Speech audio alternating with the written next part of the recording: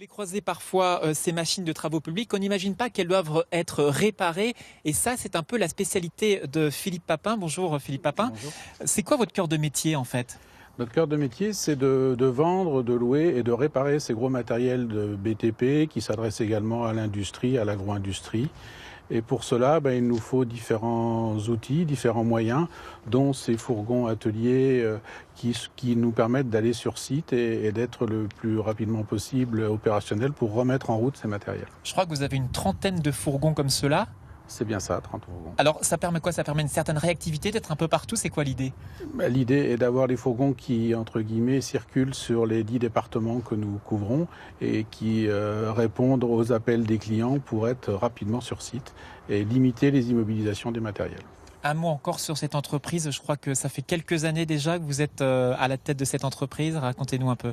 Juste une trentaine d'années maintenant, effectivement. Et donc maintenant, c'est une entreprise où on est une centaine de personnes qui est installée à Lille et à Reims.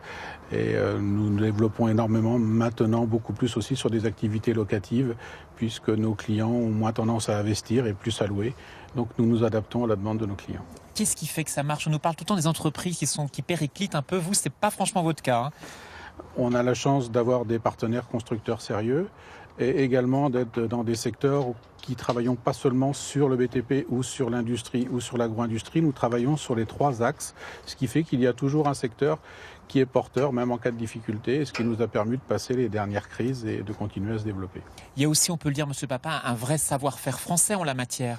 Tout à fait, puisqu'on a la chance d'avoir des constructeurs de matériel français, ce qui reste rare aujourd'hui dans l'industrie. Donc on a des différents constructeurs qui produisent en France, qui assemblent en France.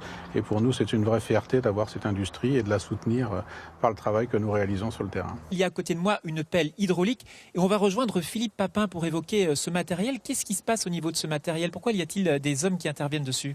Ce matériel va recevoir une génératrice électrique qui va entraîner un aimant. Mais pour ce montage, il nous est nécessaire de connecter et de faire reconnaître par l'ordinateur la fonction de la génératrice. Donc il faut préprogrammer la machine, ce que sont en train de faire nos techniciens, en reconnaissant que sur le bouton B2 fonctionnera l'alimentation de la génératrice.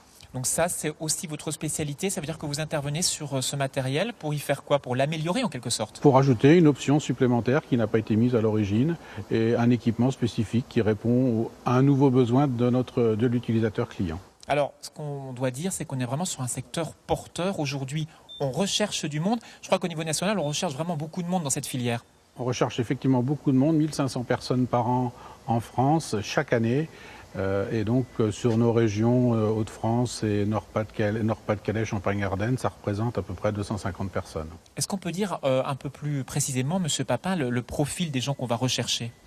Nous recherchons des jeunes qui ont envie et qui aiment la technologie, qui aussi souhaitent avoir beaucoup d'autonomie dans leur travail, puisque notre travail est à l'extérieur, tout comme en atelier, et beaucoup de liberté dans l'organisation de son propre travail, de diagnostic, et beaucoup d'initiatives. Pourquoi est-ce qu'on a tant de mal à recruter?